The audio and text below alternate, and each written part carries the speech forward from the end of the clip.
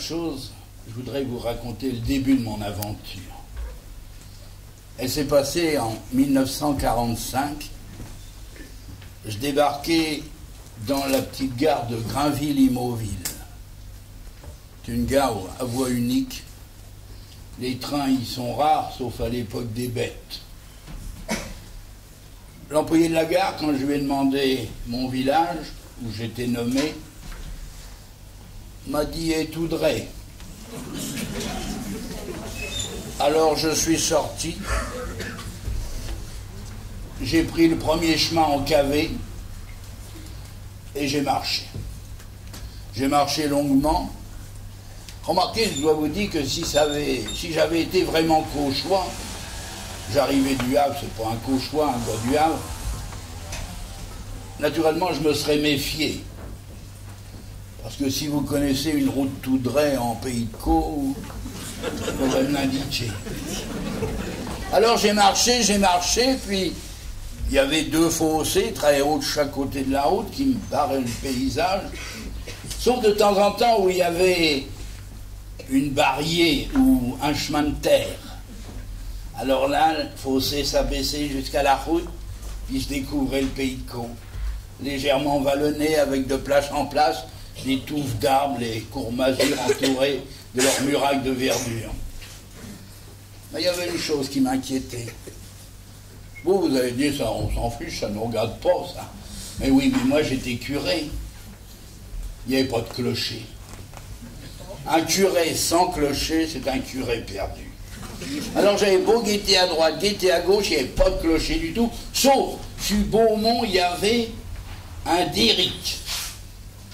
Non, il n'y a pas de pétrole, mais il y avait un derrick que le cultivateur du coin appelait la Tour Eiffel. Et il recevait des cartes, Monsieur Jules Le Breton, fermier de la Tour Eiffel. Mais moi, je ne savais pas ce que c'était. Je voyais ça dépasser des arbres là-haut, au-dessus de la colline. C'était tout. Alors, je commençais à m'inquiéter. Je me dis, mon pauvre vieux, tu t'es trompé, c'est sûrement pas par là. Quand tout à coup, aux quatre chemins, j'ai aperçu dans la plaine, planté au milieu de son troupeau de moutons, un berger. Un berger est un berger. Il était là. Je me suis avancé vers lui. Il n'a pas bougé. Un cauchois ne bouge jamais. C'est pour lui qui viendrait devant de vous. Il vous attend. Et vous qui le dérangez. Alors je suis approché. Puis je lui ai dit, pardon mon brave, va-t-on sous Beaumont? Il n'a pas bougé, il n'a pas répondu. Je me suis dit, il est peut-être dur de la feuille. Alors je lui ai dit un peu plus fort, va-t-on sous Beaumont? Il n'a pas bougé non plus. Je me suis demandé pourquoi, maintenant je sais. Après 40 ans, on sait beaucoup de choses. C'est que le cauchois, avant de répondre, il réfléchit. Il calcule. Il se dit combien peu de mots je vais dire pour pas en dire trop, pour pas m'engager. Voyez-vous? Alors il m'a dit simplement, comme un juron, une sabotaille. Une sabotaille est une marche en sabot, ça signifiait que c'était pas loin. Naturellement, je le remercie, c'était mon premier paroissien.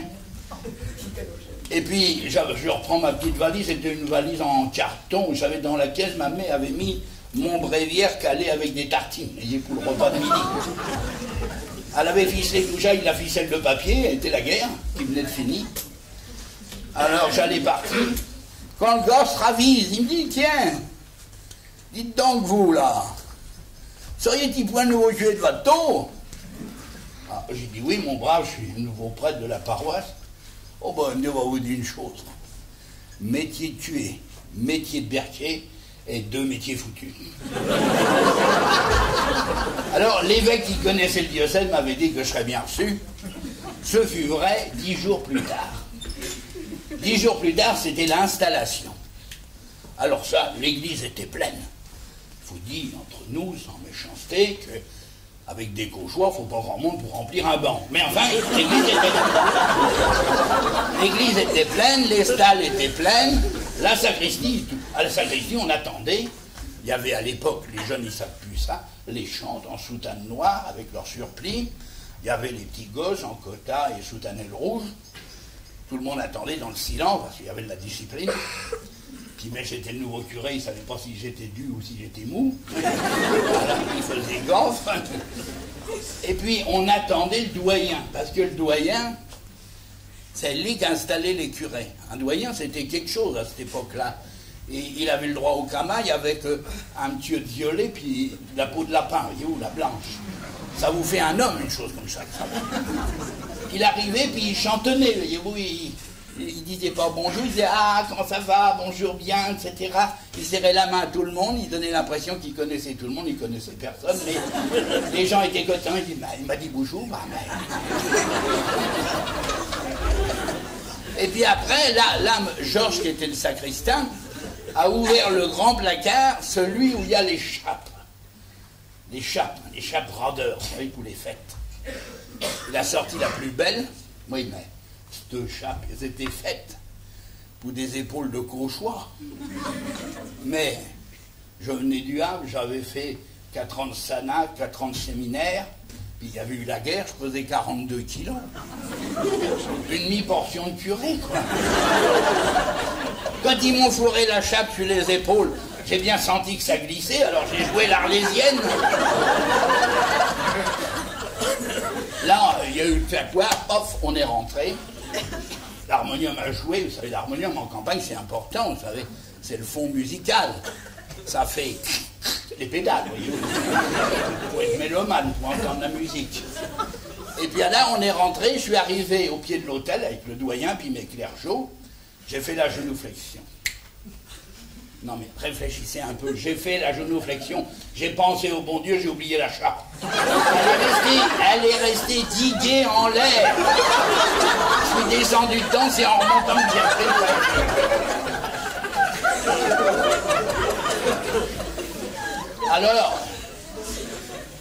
Alors après, il fallait entonner, parce qu'on chantait en latin pour que tout le monde comprenne.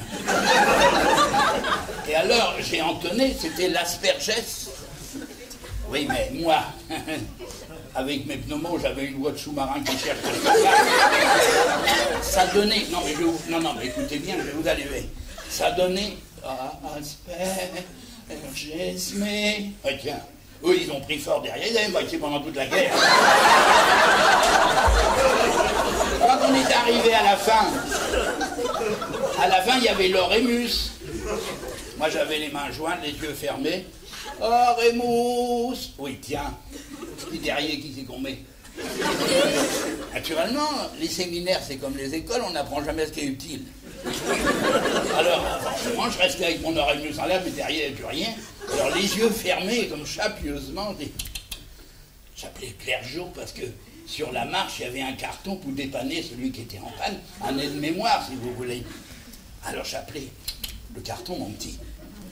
Rien qui venait. Alors, à la fin, j'ai ouvert les yeux. J'ai vu mon petit clergeau, il était rouge comme une pivoine. Il s'agitait dans sa soutane comme ça. Puis il m'a regardé avec des yeux malheureux. Puis il a éclaté, il m'a dit « Monsieur Thieu, ne peut point vous le donner, il y a un quin qui l'a manqué. »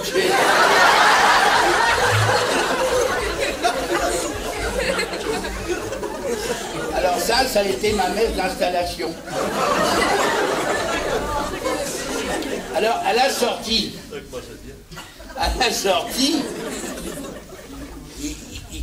les gens, quand ils sortent de l'église, vous savez où c'est qu'ils vont?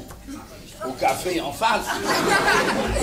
Alors, tous au café, ils touillaient les dominos, ils disaient « Ah, qu'est-ce que t'en penses ?»« Oh, mais ça, on verra l'usage. » Puis il y a ceux qui disaient « Oui, mais il allait pas trop bête, il allait naver là-dedans, mais il n'a pas de bois. Hein. » Puis il est plutôt maigre, avec le vent qui souffle sur le plateau, il va pas rester longtemps. C'est ça qui les gênait, parce que je vous le dis entre nous, le presbytère en 1945, il était occupé par des réfugiés. Des gens qui craignaient les bombardements, puis qui venaient là, on les avait mis là-dedans, puis qu'il n'y avait personne. Puis il fallait les faire partie pour mettre le curé. Ça pose des problèmes, alors on reporte toujours chez nous, on ne dit pas, tiens, on pourrait faire quelque... Non, rien, on attend, on dit on va Véchin. C'est bien que ça traînait. Et puis si on les mettait dehors, ces pauvres gars, si on leur trouvait un autre lieu, puis qu'on mette le curé, il fallait faire des réparations, parce que les Allemands avaient pas mal saccagé. Dites, les réparations, ça coûte. Allait-on gabillonner l'argent de la commune pour un curé qui allait même pas rester? Alors chez nous, ben, ils ont eu une idée. Ils ont trouvé 3 pièces, puis ils m'ont mis dans un presbytère provisoire. Et maintenant, il y a 40 ans que j'y suis, non pas dans le presbytère provisoire, mais dans la commune, j'ai tenu, puis j'ai pris racine. Alors ça, c'était le début. Eux, ils me connaissaient, ils avaient une idée du curé, mais moi, je ne les connaissais pas, puis tous, ils s'appelaient presque tous du même nom. Alors, je ne savais pas, ils étaient tous cousins. Alors, je mélangeais tout ça, mais qui ne suis pas physionomiste. Alors, je me suis dit, je vais les visiter. Oui, mais est-ce que vous avez essayé une fois dans votre vie d'aller dans une ferme cauchoise que vous ne connaissez pas? Vous allez voir si je vais vous mentir. Vous quittez la route. Vous prenez le chemin herbu.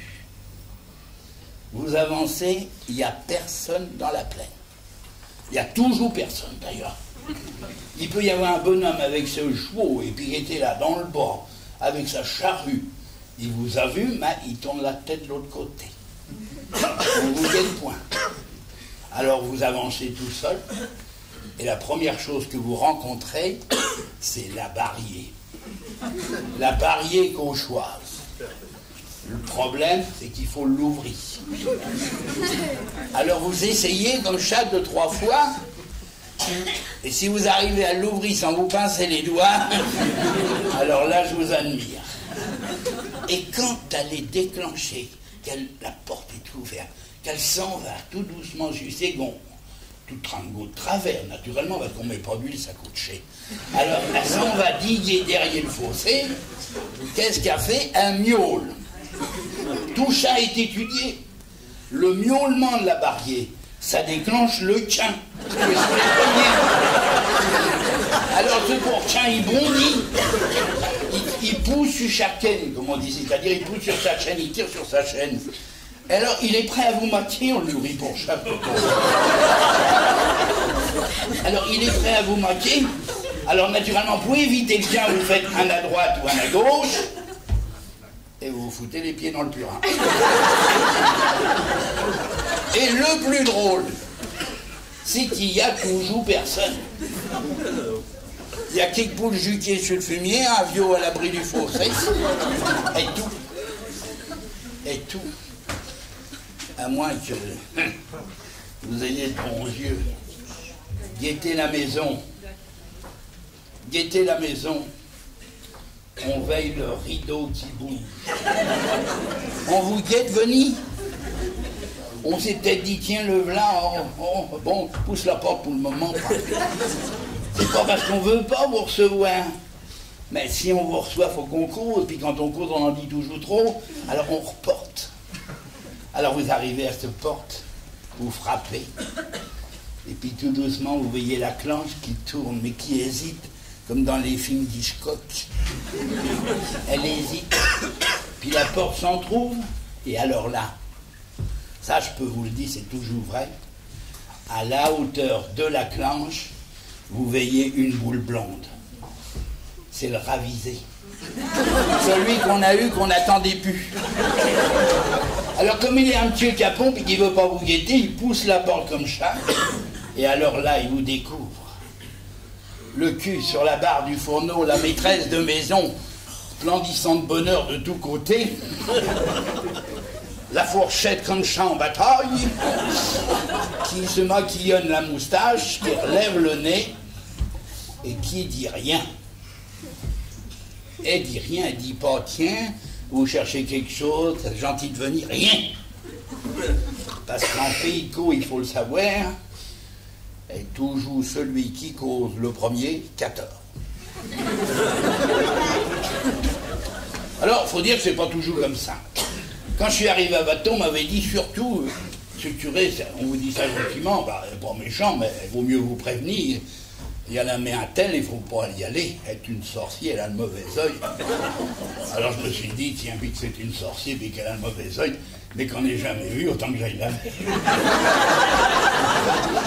Alors, après ma messe le matin, à cette époque-là, on était à jeun, après la messe, on ne mangeait pas, quand on communiait. Alors, je m'en vais chez cette bonne femme. Elle habitait une petite fermette avec 2-3 hectares. J'ai poussé la porte, elle était là. La maison était en terre battue. Il y en avait encore quelques fermes avec de la terre battue comme ça. Les gens, ils se disent comment on peut vivre avec ça. Mais ils ont tort, c'était bien, c'était mieux que le moderne. Vous savez, la terre battue, pour que ça soit bien, il faut la mélanger un peu avec de la bouse de vache. Vous étendez ça sèche. Ah, c'est bien, c'est propre. Et puis, quand vous êtes assis à table, vous avez tendance à remuer les pieds. Ça creuse sous la table. Il y a toujours un trou sous la table. Mais vous voyez, c'est mieux que le moderne, parce que vous, quand vous voulez détailler votre maison, vous prenez le balai, il vous faut une pelle, il vous faut un seau. Là, pas du tout, prenez le balai, puis vous foutez tout dans le trou. Alors la brave femme, elle me dit, mais, caisez-vous, monsieur le curé, caisez-vous. Taisez-vous, ça signifie asseyez-vous. Alors je me caisse au bout d'un banc. Elle me dit, vous allez bien prendre quelque chose. Il était 9h, moins de 9h peut-être. Je me dis, tiens, elle va me donner un café au lait ou quelque chose comme ça. Elle m'apporte le bol qu'au choix, vous savez, la demi-soupière. Elle met ça devant moi. J'attends un moment, puis je la vois qui se dirige vers le buffet. Elle l'en trouve. Elle sort un litre de calva. Un verre chat dans le bol. Je savais bien qu'elle avait des goûts de ce côté-là, mais je dis, mais quand même, qu'est-ce que je vous refais de chat, mais ça me barrait déjà rien qu'en le veillant. Et puis le bon Dieu est bon, vous savez que les curés, Asdi est un prêtre pour y donner quelque chose pour ses œuvres.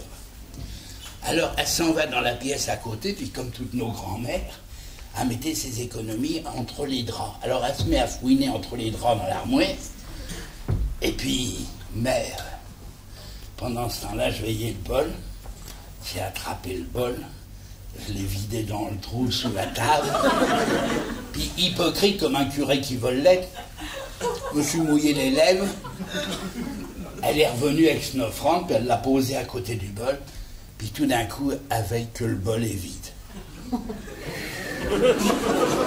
Alors, admiratif, elle me dit, vous aimez chat, vous, ou pas? Va vous redonner une lampée. Un autre coup, c'est pas toujours comme ça, vous savez. C'était dans un de mes desservices qui est sur le bord de la ligne de chemin de fer. Et naturellement, je suis pas loin de la gare de Bréauté, où j'ai donc dans ma paroisse pas mal de cheminots, des retraités de la SNCF. Ils ont la retraite à 55 ans, ces gars-là. Moi, je sais pas ce qu'ils font avant, mais après, qu'est-ce qu'ils travaillent? Ça n'arrête pas, hein. C'est le jardin, c'est le toit, pof, ils font un poulailler, ils sont toujours au boulot. Formidable. J'arrive là, la petite mère, la grand-mère, elle avait mis son beau tablier bleu en toile, comme on faisait autrefois, puis un petit bonnet blanc. Elle était contente que je passe. Elle savait plus comment faire, elle était le dos au fourneau, puis elle me dit, asseyez-vous, asseyez-vous, on va appeler le maître. Alors elle va ouvrir la porte du fond du jardin, puis elle crie, Eugène, vite-en, il y a le tué qui est là. Alors Eugène est arrivé, c'était un grand gars solide. Alors vous savez, quand l'homme revient du jardin chez nous, il a les mains sales, il s'essuie au fond du pantalon, c'est ça. Non mais c'est culturel ce que je vous explique. Alors il s'essuie les mains comme ça au fond du pantalon. Les femmes, elles, c'est au tablier, voyez-vous. Non, mais c'est une chose importante, parce qu'en pays co, c'est la seule façon de reconnaître un homme d'une femme.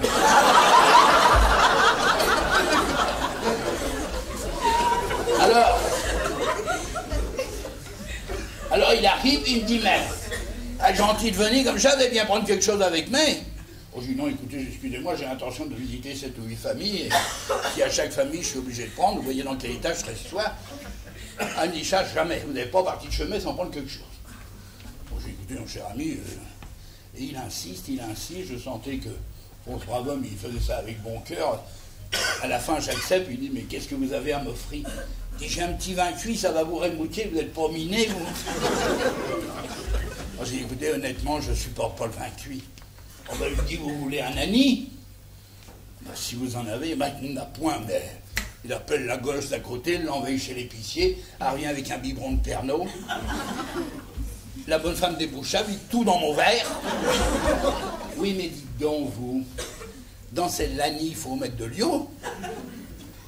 Et nous, à la campagne, qu'est-ce qu'il y avait? La mare, puis la citerne. Vous croyez que c'est digne d'un prêtre, ça? Cette pauvre femme, elle était malade, comme tu vois, dit quelques jours, il donnait comme l'eau. Elle réfléchit, puis tout d'un coup, elle découvre. Et je la vois filer dans la chambre, elle ouvre son armoire, et elle ramène un bidon d'eau de Lourdes. J'ai bu du Pernod à l'eau de Lourdes, ça a été le grand miracle de ma vie.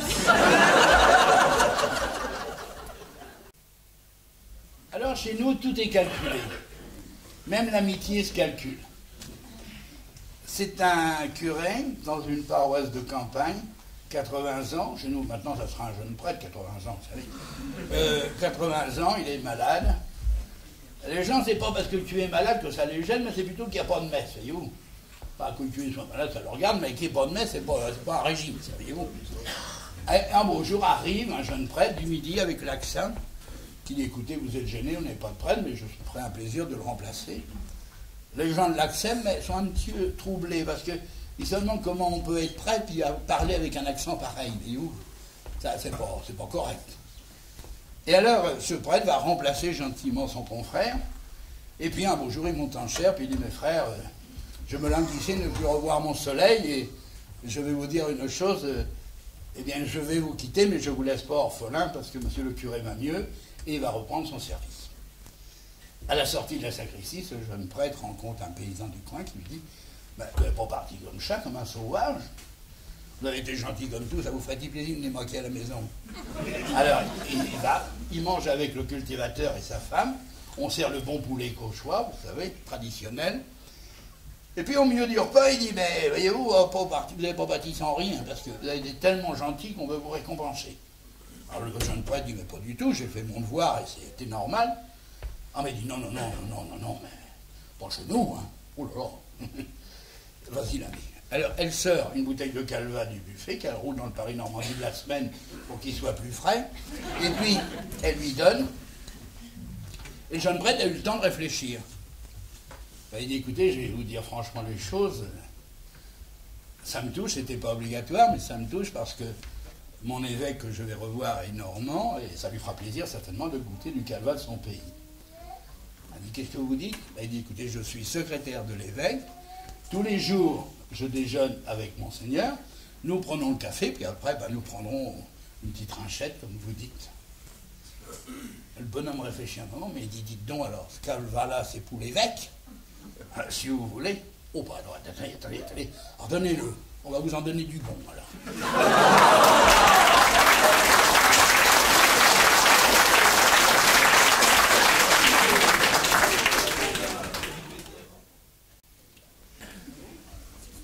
Il y a cette idée qui est assez étonnante chez nous, c'est qu'il y a un certain fatalisme. On accepte les choses qui sont comme ça, on ne peut pas faire autrement. Il pleut, il fait beau. On geint quelquefois un peu, mais ça ne va pas plus loin, puisqu'on ne peut rien changer aux choses. Et c'est vrai en ce qui concerne la mort. Et on arrive à des choses absolument ahurissantes qui nous dépassent par moments, alors qu'on pourrait interpréter ça comme une dureté du cœur. En fait, ce sont des gens qui sont très sensibles, mais puis que les choses sont comme ça, on ne peut pas les changer.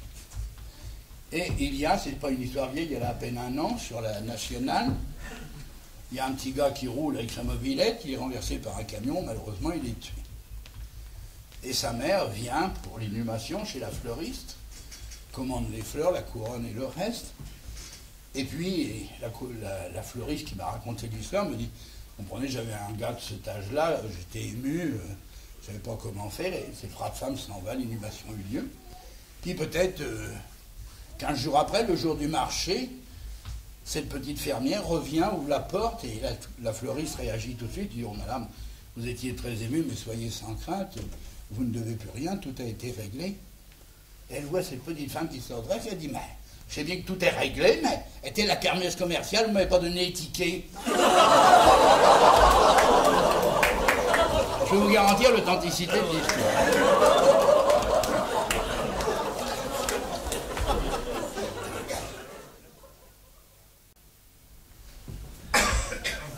histoire que je vais vous conter, parce qu'on pense que ces histoires-là, c'est le temps passé, ça n'existe plus. Bien, celle que je vais vous raconter maintenant n'est pas si vieille, elle a à peine 10 ans. Elle s'est passée à Sanvic, au-dessus du Havre. Il y avait là un vieux paysan cauchois qui se mourait chez ses enfants.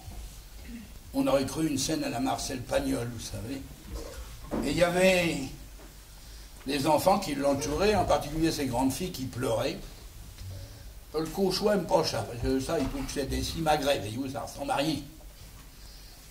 Et puis il dit, ma fille, il a pas la peine de pleurer comme ça. Le tué qui est là, il a dit que j'allais au ciel. On va pleurer parce que je vais au ciel, non?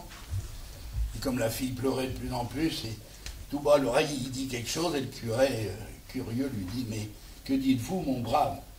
Ah ben, je disais comme ça à ma fille que quand on arrivait là-haut, il y avait sûrement la bienvenue. Qu'est-ce que vous entendez par là? Ben, il dit, on n'arrose pas pour les nouveaux, il n'y a pas une petite fête? Et le pauvre curé, un peu gêné, sachant pas quoi répondre à circonstances comme ça, l'autre dit à sa fille, il dit, tu veilles, hein? Pour le ciel, il est sûr, pour la bienvenue, il n'y est pas. Eh bien, c'est produit, on va aller la crier à la cave, et on va la prendre au départ. Il a fait monter une bouteille de champagne pour arroser son entrée au paradis.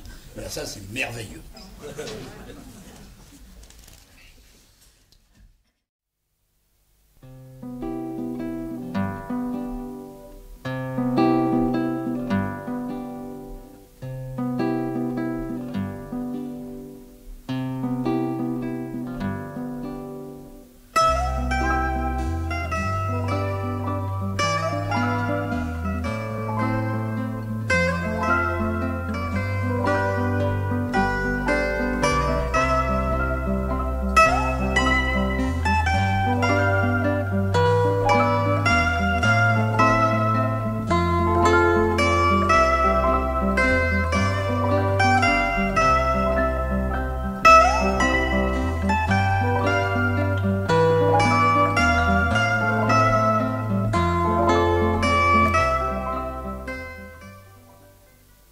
Naturellement, pour connaître ces ouailles, il ne suffit pas d'aller les visiter les uns après les autres, il faut les voir ensemble. Parce qu'on peut être bien avec chacun, mais le paquet en entier, ça ne va plus du tout.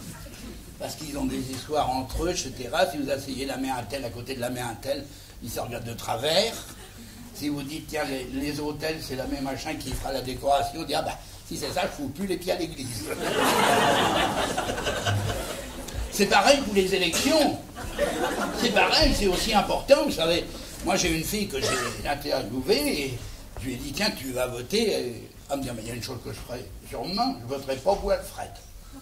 Je dis, pourquoi tu ne voteras pas pour Alfred? Il a écrasé mon chat. Vous voyez, les sentiments politiques chez nous sont très assis. Alors, naturellement, j'ai voulu créer la communauté un petit peu.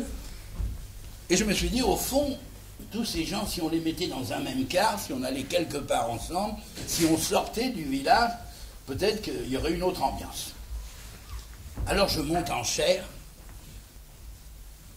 et je commence un sermon, mais le sermon du jeune prêtre, vous savez, qui veut tout dire en même temps.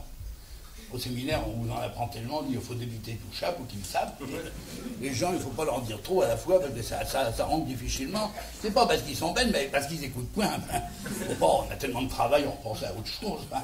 Alors, là, je monte en chair, et je leur dis, mes frères, il y a eu la guerre. Le bon Dieu a été bon.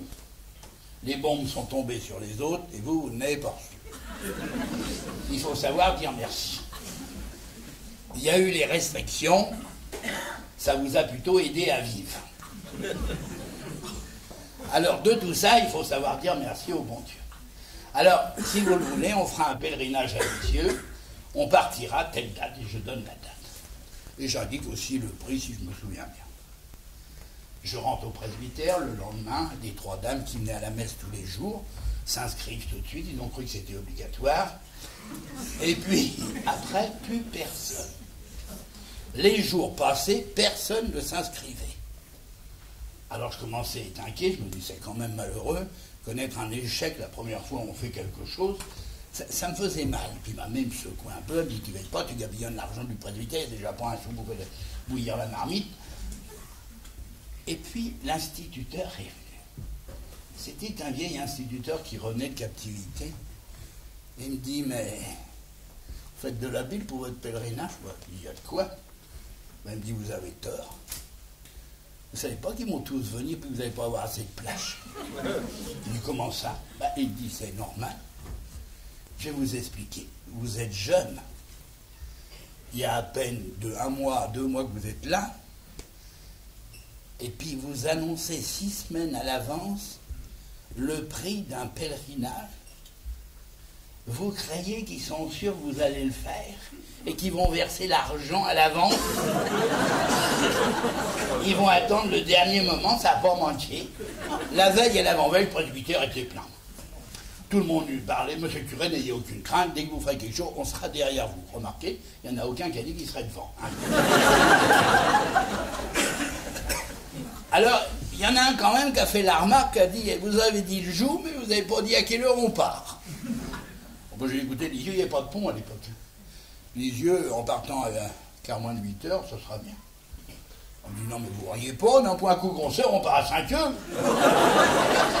À 5 heures du matin, dites, mais attention, c'est qu'à cette époque-là, il y avait encore les restrictions, on a eu les restrictions jusqu'en 47, les cartes.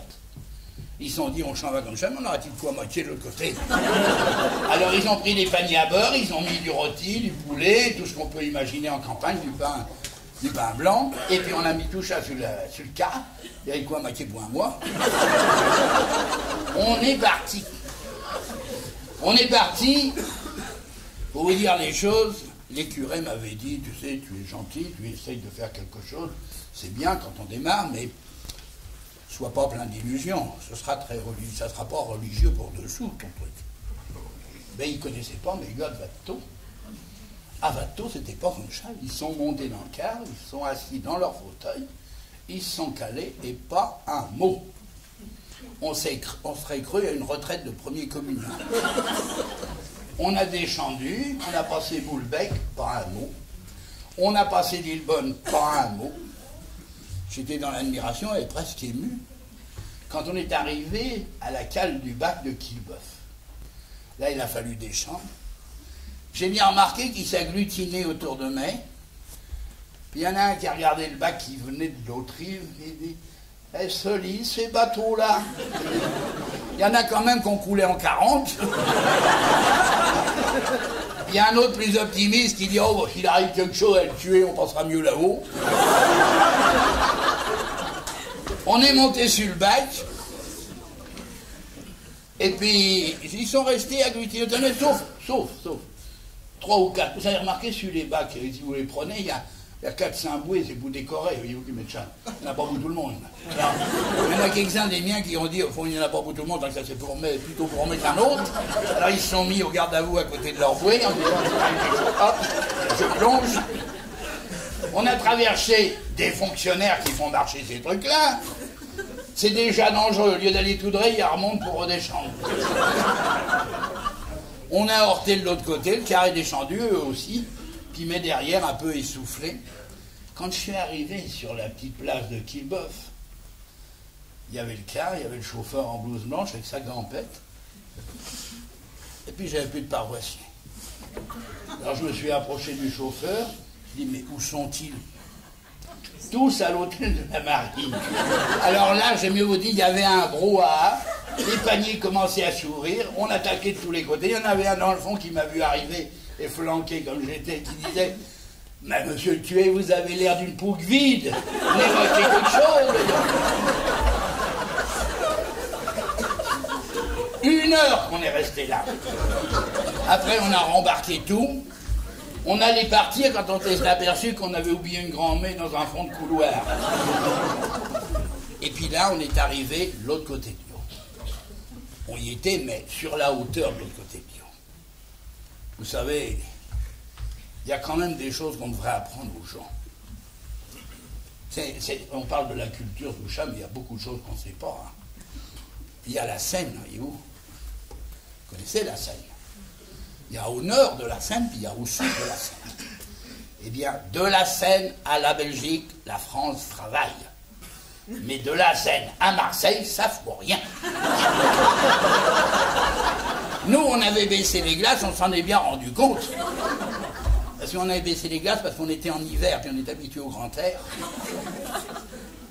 On a bien vu, il y avait des femmes. Non mais rendez-vous compte. 8 heures passées, qui traînaient la godaine dans la plaine pour aller près les vaches. Ils disaient, si chez nous, on faisait ça, il y a longtemps qu'on aurait pris la musette pour aller à l'usine. Ils étaient bien assis dans leur fauteuil, comme ça, les glaces baissées, quand tout à coup, au loin, on veille une carriole de chez nous, mais de l'autre côté de Dio, la même que chez nous d'ailleurs, avec un gars en biais, assis sur le timon, comme ça, qui roulait tranquillement sa cigarette, la campette relevée. Ils l'ont vu de loin. Oh, ça, ils l'ont lorgné, le gars. Il s'est approché de nous, mais les glaces baissées, vous savez, il a passé juste à la hauteur, comme ça, des glaces. À la première, ils l'ont visé, ils l'ont bien pris.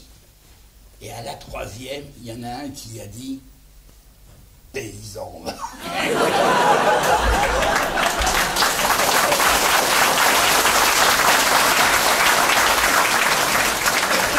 Après, on est arrivé à Cormeilles, et bien là, le car s'est arrêté tout seul. Il y avait un café. Ah, ils sont descendus, c'est le dernier qui m'a dit juste un petit coup de pied au sucré, rien du tout. Moi qui étais resté assis à côté du chauffeur, j'ai médité un peu, je me suis dit, moi qui connais un peu Lisieux avec tous les cafés qu'il y a, ils sont capables de me faire un chemin de croix avant la messe. Alors, j'ai dit au chauffeur, le Carmel tout de suite. On est arrivé au Carmel, ils sont descendus, quelques-uns sont rentrés à l'intérieur pour voir comment c'était, puis les autres ont roulé une dernière cigarette avant de supporter la messe. Et puis ceux qui étaient rentrés, ils ont été ver la petite, comme ils disent, qui était dans l'aquarium, là, vous savez, là. Il disait, la gaieté comme chat, il dit, on se veille bien qu'elle est partie en longueur, elle n'est pas minée. Puis ça les gênait parce qu'elle n'était pas forte. Il faut savoir qu'en Pays de Caux, la sainteté est au poids. Là, quelqu'un qui est maigre, ça n'a pas de vie. Là. Et puis, vous savez, il y a une chose, c'est que le Cauchois a le sens du sacré, le respect des lieux religieux. Eh bien, je vais vous dire, ils étaient choqués. Dans un lieu pareil, il y a des gens qui ne savent pas se tenir. Il y avait un monsieur, il avait pourtant l'air bien. Et où? Il était bien habillé, le chat, il avait son chapeau à la main, tout bien. Il regardait la chasse comme ça, il baissait un peu les yeux. Et puis tout d'un coup, il a mis sa main, non, écoutez bien, comme ça. Il a sorti son portefeuille. Il l'a ouvert.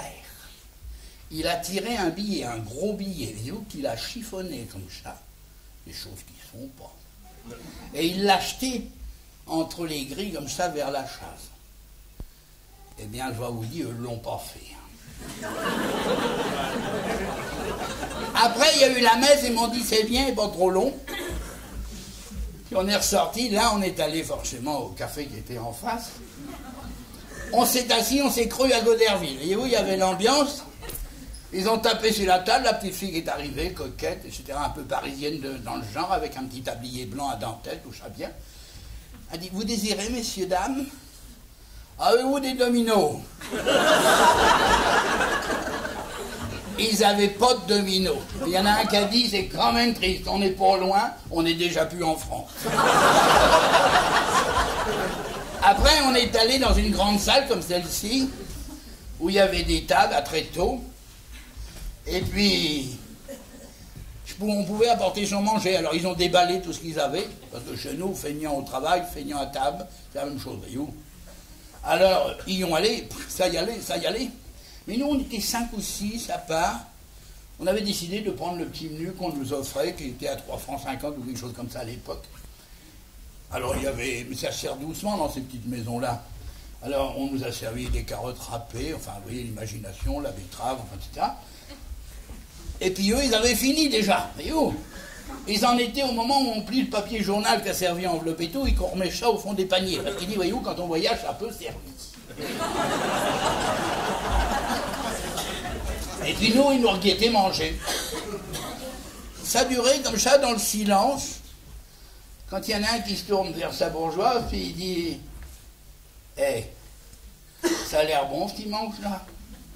Bah, il dit « Bois un coup qu'on sort si on y allait. » Ah m'a dit, si c'était qui paye. Et ils ont tous commandé le menu après avoir bouffé ce qu'ils avaient apporté.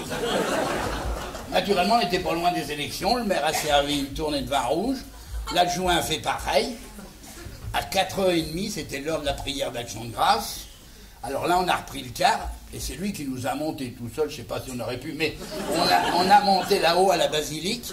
On est descendu dans la crime, on organise à tirer tous les jeux. Il a dit on ne paiera pas plus cher, autant de mettre tout. On a chanté le Tantou Mergo de Boulogne, c'est le plus fort celui-là. Ah oui, mais ça il est fort. Hein. Et puis il est à plusieurs voix. Et où? Là il était. Là, il était.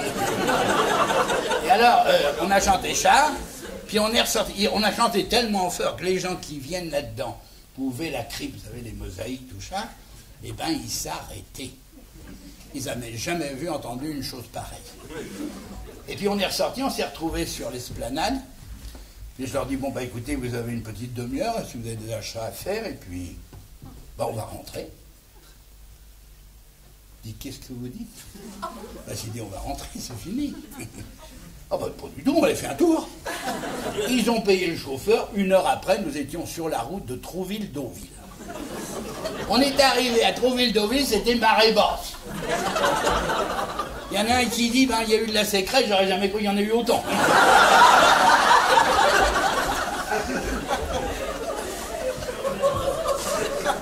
Il y en a un autre qui a dit, eh les gars, il y a de l'eau, si on se lavait les pieds. Ils se sont déchaussés sur les planches à Deauville. J'ai gardé les godasses et ils sont partis, eux, comme au Sainte-Marie-de-la-Mer, les femmes retrouchées, les bonnes gens en chat piétinant, galopant et clapotant. Ils sont allés jusqu'à la mer qui était à 200 ou 300 mètres. Elles priaient le bon Dieu qu'ils reviennent tous dans les camions. Ils sont revenus, mais pas tout seuls. Vous avez fait ça, vous avez marché, clapoté dans l'eau, comme ça, perdu sur le sable. Il y a le sable qui colle. Hein, vous avez essayé de passer vos bas ou vos chaussettes. Ils essayaient, mais congestionnés comme ils étaient. La seule chose que je peux vous dire, c'est la seule prière sincère qu'ils ont fait ce jour-là. Ils juraient comme des gens. Ils sont remontés dans le car, on a tourné et on a pris la corniche, la route de la corniche. Au loin, on voyait le Havre, ou du moins ce qui en restait. Et puis, c'est dans la côte. On m'a tapé sur l'épaule. On m'a dit, monsieur le curé, on veut vous remercier parce que ça, c'est de la religion. C'est bon. Alors je lui dis, si vous êtes content, c'est le principal. Ah mais non, pas comme ça. On passe-t-il par une peur? Par Honfleur, pardon. On passe-t-il par Honfleur? Bah j'ai dit oui. Puis vous savez, Honfleur est une très jolie peur. Il y a le vieux peur qui a inspiré beaucoup de peintres. Et puis il y a l'église Sainte-Catherine avec ses 2 nefs en bois. Un ouvrage merveilleux des charpentiers du XVIe siècle. Ah oui, et pour la commode, la meilleure rocaille. Eh bien, on est arrivé à Honfleur, on est rentré dans un machin, un restaurant, ils ont commandé des plats de fruits de mer, vous diriez aujourd'hui, des tourteaux, des frères, de tout ce que vous pouvez pencher. Et ils ont avalé tout ça, et puis pour que ça descende, bah, il fallait baie. Seulement, ça durait, plus on les poussait, plus ils attaquaient. Puis ils aiment ça, la rocaille, vous savez, chez nous, ça date de longtemps. Alors, le résultat, bah, c'est que nous, on était inquiets parce que fallait pas rater le dernier bac. Sans ça, fallait revenir par Rouen. Alors, il y avait le chauffeur qui les poussait, mais plus on les poussait, plus ils maquaient, plus ils buvaient. À la fin, on a réussi à les rentrer dans le car. Ils sont tombés dans leur fauteuil, plus ou moins assoupis. On a roulé, on a continué, on a eu le dernier bac. On l'a eu. On l'a passé. Ils ont passé de l'autre côté de l'îlot. Et cette fois-là, ils n'ont pas eu pu parce que tous dormaient.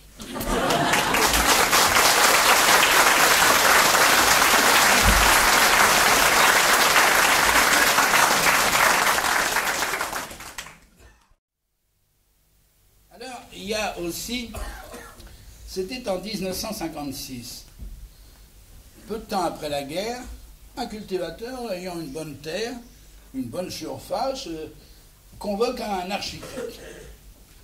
Il dit, voilà, je vous ai fait venir, c'est parce que j'ai mon gars qui va se marier, voyez-vous. Il c'est pas bon que les enfants vivent avec les parents. L'architecte l'approuve. Il dit, voyez-vous, je vous ai fait venir pour construire une maison, vous savez où vous faites ça? Il dit, je peux vous aider, oui, à construire une maison, c'est mon travail. Ah, il dit, combien que ça va coûter, ça? Alors l'architecte dessine des petites maisons comme ça à l'improviste sur un bout de papier. Il dit, voyez-vous, ça, n'oubliez pas l'époque, hein, 2,5 millions, ça a 4 millions, puis ça a 8 millions. Il souffle le bonhomme, puis il dit, ça en fait de l'argent tout ça. Il dit, écoutez, vous êtes propriétaire de votre ferme, vous ne devriez pas être gêné, on va descendre dans une banque, ils vont vous avancer l'argent, et puis le placement dans la pierre, c'est un bon placement, vous allez y gagner même.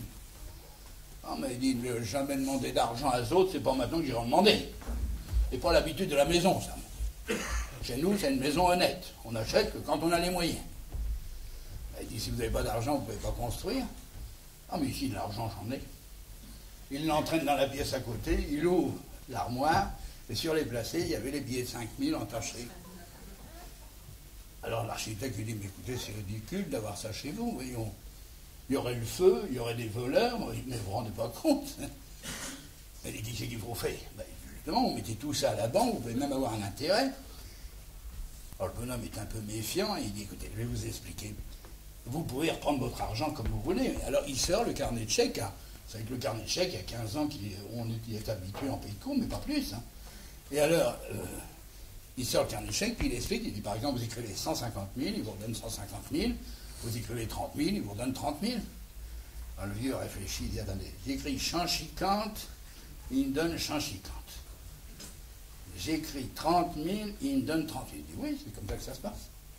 Et alors, poussant la méfiance jusqu'au bout, il dit, oui, mais qui me garantit qu'ils vont me redonner les miens?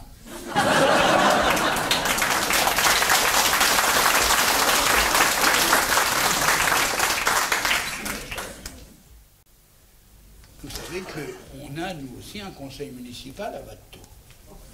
Oh là là. Il y a des conseillers, il y a même sa mère qui est conseillère. Alors, au conseil, quand il y a les élections, ils ont un programme. Ils ont fait des choses, on n'a jamais vu ça. D'abord, on va se réunir toutes les semaines, comme ça. Alors, ils se réunissent toutes les semaines au début. Puis comme ils ne décident pas, puis qu'ils reportent toujours, ils disent bah, tous les 15 jours, ça suffirait peut-être. Puis un an après, c'est tous les 4 mois qu'on se retrouve. Alors naturellement, c'est le maire qui préside, puis l'instituteur qui est secrétaire, alors il lui dit, Louis, qui c'est qui a nuit? Alors lui, il ouvre une chemise, puis il sort une lettre. Eh bien, il faut dire que le maire, chez nous, avait fait des études, il avait été épicier, voyez-vous. Alors... il prend la lettre, c'est une lettre de la préfecture, mais voyez-vous, quand on est maire, il faut traduire pour les gens. Alors, il ne dit pas la préfecture, il dit, c'est monsieur le préfet qui m'a écrit. Ça fait le scribouillard du 7e bureau à gauche, ça fait rien, c'est le préfet qui m'a écrit. Alors, il lit ça en biais, en diagonale, comme ça, parce qu'il n'a pas trop l'habitude de ces papiers-là, mais il veille bien le mot qui ne plaît pas. Il demande... Voyez-vous, le préfet, il demande qu'on fasse l'inventaire du bétail. Personne ne court. Alors il se tourne vers l'adjoint, puis il dit, qui que t'en penses? Ah mais votre dit plutôt rien. Oui, mais si tu pensais quelque chose. Oh, il dit, dans ce cas-là, je vais te le dire, je penserai comme t'es. Alors le maire prend la lettre, il dit au secrétaire de mairie, tiens, remets ça dedans, c'est une affaire sérieuse, ça je crois qu'il faudra qu'on en recouse.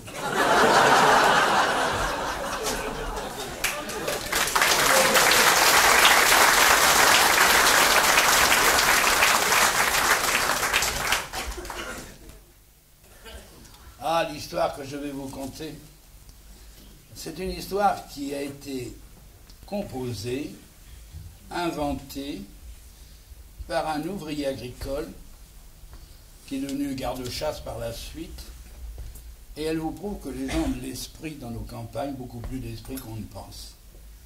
Car ils sont discrets, alors on ne s'en aperçoit pas, parce qu'ils sont silencieux, on croit qu'ils n'ont rien à dire, et là justement, lui s'est exprimé dans cette histoire.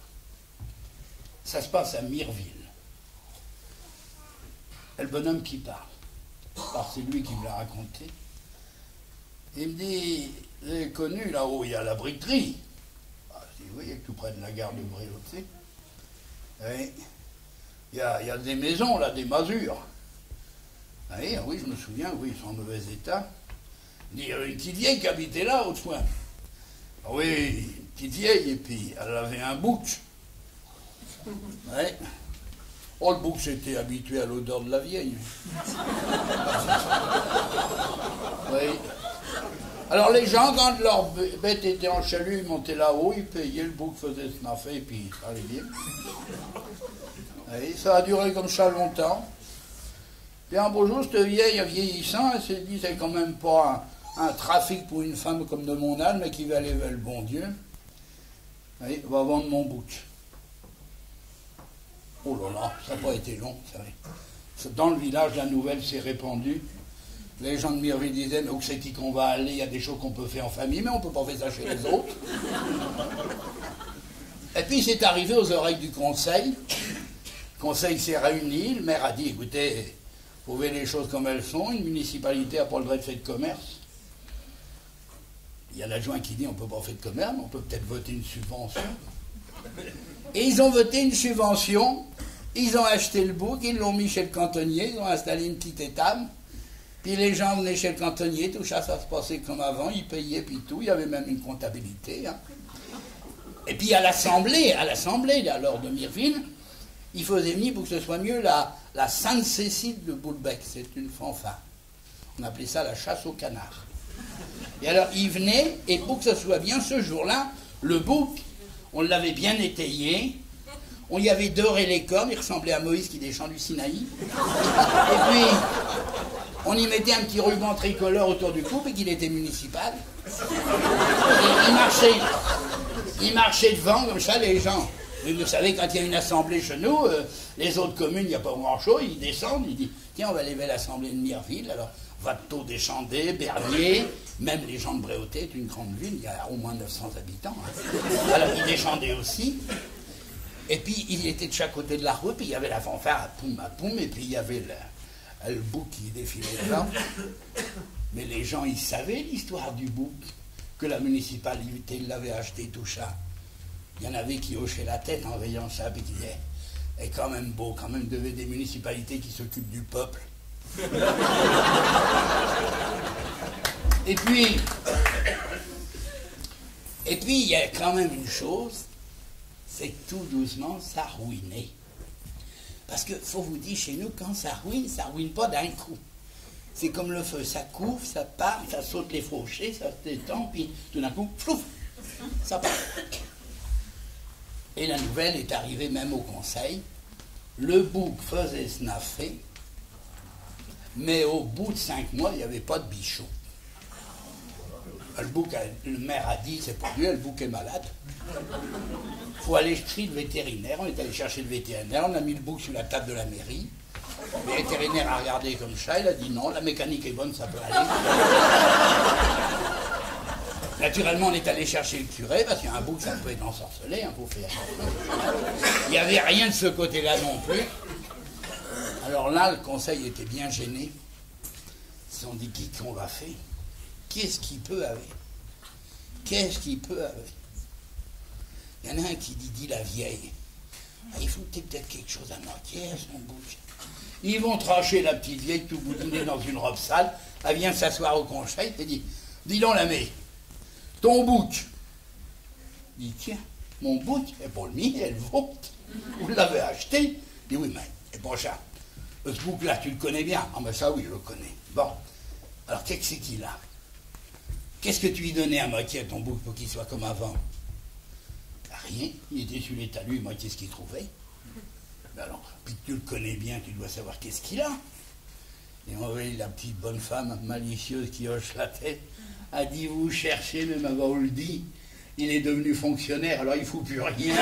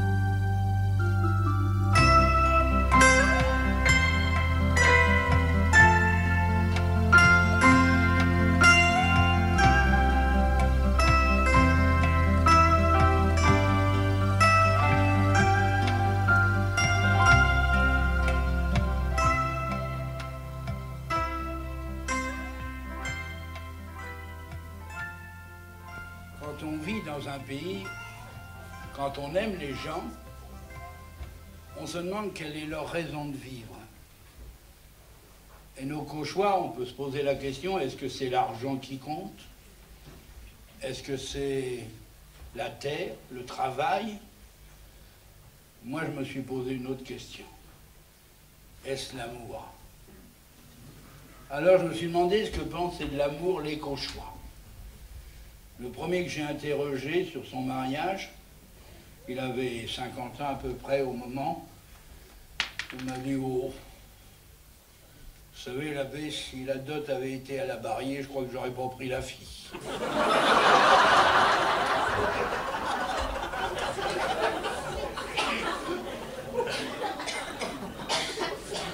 Alors, une demande en mariage en Pays de Caux. J'étais jeune curé, j'avais une chorale. J'en ai encore dans toutes mes paroisses, mais là j'en avais une, c'était plutôt des jeunes filles. Et disons des jeunes filles un peu prolongées parce que la main-d'œuvre féminine dans les fermes, c'est utile. Alors on disait quand la fille avait envie de se marier, dire bah, elle n'est pas utile, tu verras ça plus tard. Si bien que ça traînait, puis moi j'en avais 3. Dans toutes ces filles, ben, honnêtement, je suis obligé de vous le dire, a commencé à moisir. Elles étaient canines. Alors, on a beau être jeune prêtre, on a du cœur, on dit quand même, elle est triste. Si elles sont comme ça, c'est que le paix ne les sort pas. Il faut que je fasse quelque chose. J'ai les idées de curé dans ce domaine-là, c'est pas toujours heureux. Alors je me suis dit, puis qu'il y a du monde à la messe, je vais les féqueter. Vous comprenez? Elles vont passer avec le plateau dans les bancs. Il y a bien un gars dans le paquet qui va dire, tiens, elle est pas plus mal qu'une autre, celle-là. Hop, en paquet. Ça n'a rien fait. Rien. Seulement, à cette époque-là, on avait le pain béni tous les dimanches. Il y avait une famille qui offrait le pain béni. Quand la famille avait les moyens, elle mettait 3 œufs à la livre. Quand on n'en avait pas le moyen, un peu moins, mettait 2 ou 1. Il fauchait, il foutait un pain de 6 livres.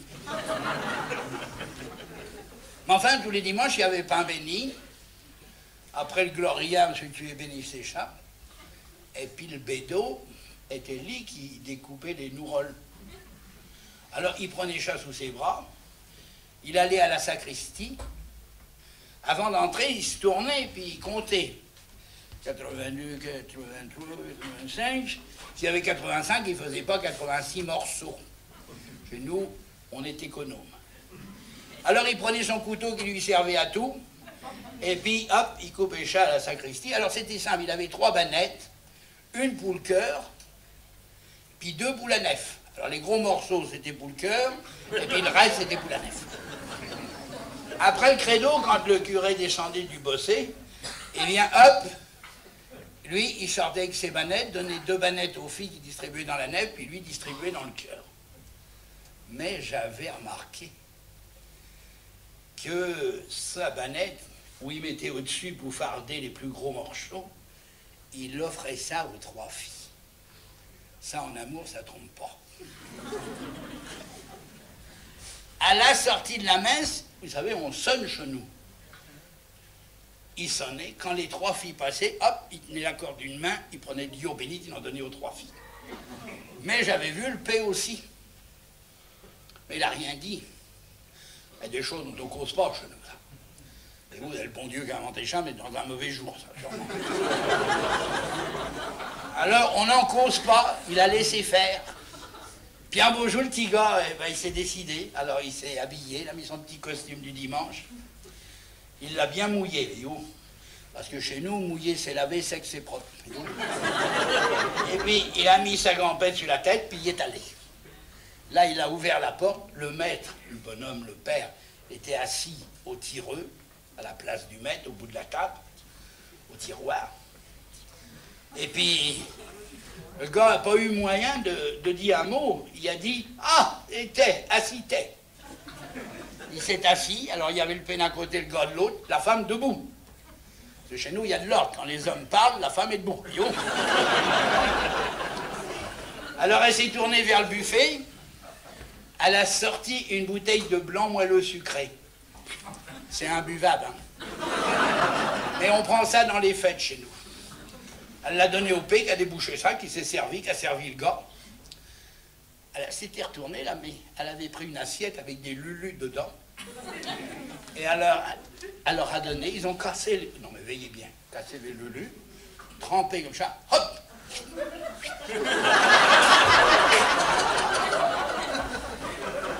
Des choses qu'on n'apprend pas à l'école. Il n'y a plus d'éducation. Puis au moment, il dit, alors, t'es toujours chez Maître Malandin, mon gars? Ah, il a toujours été, puis ma communion, vous savez.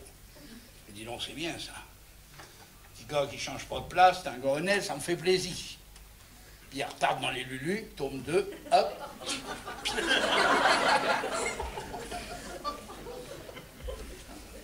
Il dit, il n'y a qu'une chose qui me gêne, tu veilles. J'ai jamais entendu parler de ton père et ta mère. Ah ben, ils sont morts. Ah, c'est qu'ils ont eu. Ben, il dit, ma mère a trayé une vague qui était nerveuse, qui a donné un coup dans le seau, il y avait le joie qui était derrière, la rue, elle a reçu le coup là, elle est morte tout de suite. Ah, c'est pas grave, qu'il dit. Le père était mort à Verdun, le terrain était déblayé, il pouvait faire l'éloge de sa fille. La grande Louise, était une fille forte, bien. Alors, il dit, tu sais, c'est une fille très bien, même. Pas une fille comme maintenant, qui met du rouge, du bleu, du noir, ça. C'est une honte. Le pauvre prêtre à la messe, quand il donne la communion, il ne sait pas s'il doit dire « Seigneur, prenez garde à la peinture ».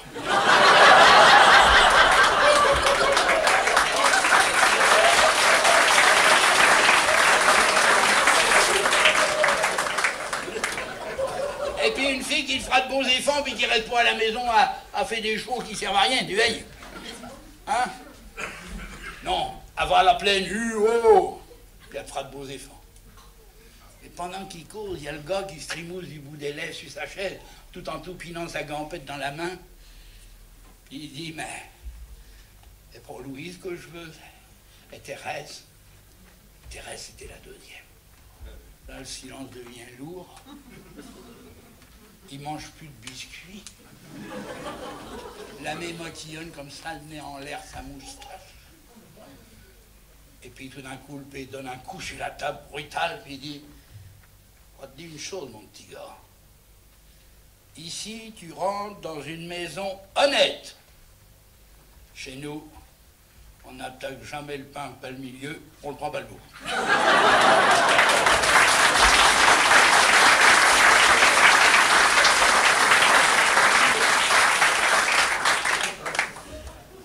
Naturellement, après les fiançailles, il y a le mariage. Il y avait dans ce pays une ferme de 120 hectares. De la bonne terre de chenou, vous savez, là, du solide. C'est sérieux, ça. C'est chrétien. Ouais. Eh bien, là-dessus, il n'y avait pas le P parce qu'il était mort, il y avait la mère. Mais la mère, elle venait chat, oh là. Alors, ça tournait. Malheureusement, elle avait un gars qui était, disons, un petit baja, oui. Disons, niais, quoi. Bon, le petit gars, il était comme ça. À côté, il y avait une ferme 60 hectares, avec 3 filles à marier. Il y a le P qui, fois, en passant la soupe, il disait, mais 120 puis 60, ça fait 180. Les filles, ils piquaient dans leur assiette, ils disaient rien. Puis un beau jour, il y en a une qui s'est décidée qu'elle demandait le gars en mariage. On est le matin des noces. Il y a le gars qui est couché, tout nerveux, pour savoir qui va se marier dans la journée. Il tout peine dans le lit, comme ça. Maman, c'est-il l'heure? Mais faut-nous la paix, veillant. Tu vas être pas à quelle heure on va se coucher à soir? Puis on dormait un petit peu, puis au bout d'un moment, maman, c'est-il l'heure? Oh, tu nous éluges. Mais dors, veillons, dors. Et comme il continue, à la fin, il dit, allez, bon. Puis tu sais, comme ça, lève-t'es, là, puis qu'on dort point, ben, on va sortir le baquet, parce que le mariage, c'est comme la communion solennelle, vous savez, il faut se laver tout entier. Alors, elle l'a baigné, comme à la communion, tout ça bien. Il s'est habillé, puis ils ont été très lévaques. Ils sont revenus, ils ont pris le café au lait, comme ça. Et puis, tout d'un coup, le gars, il dit, maman, mon costume qui est pour là. Mais il va arriver, t'énerve pas, voyons. Oh, t'es nerveux, mon gars. Puis au bout d'un moment, il renouvelle sa demande, ou du moins il refait sa remarque. La mère est inquiète aussi, elle dit, c'est plutôt drôle. Mais enfin, il dit, t'énerve point, tiens, je vais prendre ton costume du dimanche, il fait des pâtes mouilles, et puis ça va aller. Alors, il met son costume du dimanche, il passe, et comme l'heure de l'office arrive, la mère attelle, parce que c'était elle qui faisait tout, le gars s'assoit sur la banquette là-haut, la mère monte à côté, puis lui, cocotte, il part sous les pommiers. Ils arrivent à la barrière, à ce moment-là, essoufflé, arrive la petite de la couturière. Oh! Et il y a celui-là qu'on arrive. T'aurais pas pu arriver plus tôt, non? Mais maman a travaillé toute la nuit pour une demoiselle de noble, elle vient de finir seulement le costume du marié. Le gars qui est là-haut, juché dans la carriole, il dit, maman, comment je vais en faire? Il dit, t'en fais pas, t'enlèves ta veste, hop, tu passes derrière, tu mets la veste là, et puis le pantalon, tu passes pas-dessus l'autre. C'est raide, c'est mieux pour un mariage.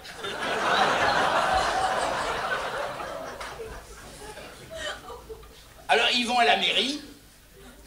Le P était mort, forcément, pour créer un peu d'ambiance puis de joie. Le maire a fait l'éloge du défunt.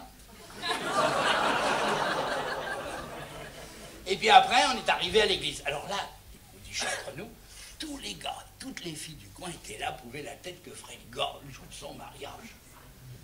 Eh bien, ils ont été déçus. Parce que la mer était plutôt large. L'allée centrale était étroite. Et puis, comme elle travaillait dans l'endos puis dans le sillon, vous savez, à la plaine, elle avait l'habitude de marcher comme ça. Alors, comme elle avait un grand capet avec une plume, ça faisait essuie-glace, voyez-vous. L'île était derrière, il fallait bien viser pour le nez du gars. Alors, ils ont roulé comme ça, ils ont monté au son de Mendelssohn, toujours. Arrivé dans le cœur, la mariée était là. Toujours la mariée qui arrive d'abord. Lui, il s'est mis à sa place à côté. Ce curé était à la sacristie avec les clergeaux. Ils sont rentrés, ils ont fait la genuflexion, puis ils se sont tournés vers les mariés. Petit clergeau de droite, il avait le plateau, il est venu vers le marié. Pour kiffer. Les alliances, mon petit gars. Alors le gars, il cherche dans ses poches, il cherche partout, il trouve rien. Alors il tourne vers sa mère qui fait. Ah, il se rappelle, alors il défait le pantalon, naturellement, le deuxième, pour rattraper les alliances qui étaient dans l'eau. Mais le pauvre curé, il savait pas. Il veut cette chose-là. Il dit, mais qu'est-ce que vous faites? Il dit, ah, mais si vous voulez les bénis, il faut bien que je les sorte.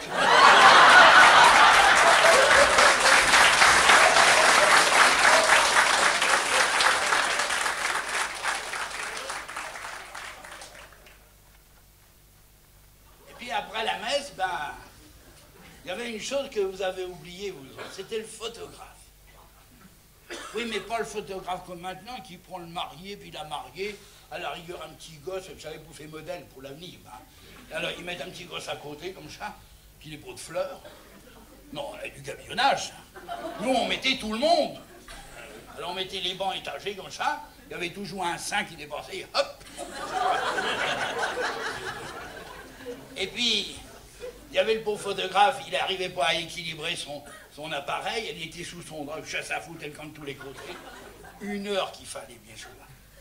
Puis après, on allait dans la grange, parce que le repas avait lieu dans la grange. Et alors là, on avait mis des grandes tables, on avait chaulé les murs, on avait redressé le sol, on avait croché des draps auxquels on avait épinglé des petites roses. Moi, je vais vous dire, je regrette ce temps-là, c'était magnifique. Alors, on était là sur des bancs. Quelquefois, on vous dit une chose, quand pouffait bien, on invitait le curé. L'autre famille disait, étaient des gens bien, le prêtre était là. Alors, le curé, pour y faire honneur, on le mettait en face de la mariée. Là où il y a le tréteau à la table.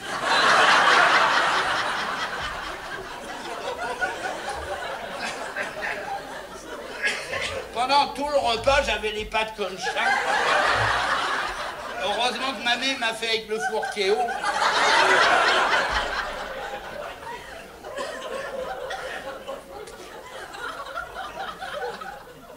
Puis après, les plats défilaient.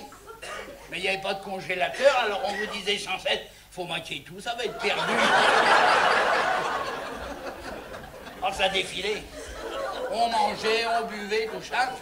Vers les 6 heures, il y avait les vieux qui disaient, oh, j'ai des crampes, mais c'est fou, je vais avoir un cauchemar. C'était pour ça, dès qu'ils avaient vu, il fallait qu'ils fassent de l'eau. Alors tout le monde sortait, les hommes, chacun prenait son pommier, puis faisait sa prière à Vespase.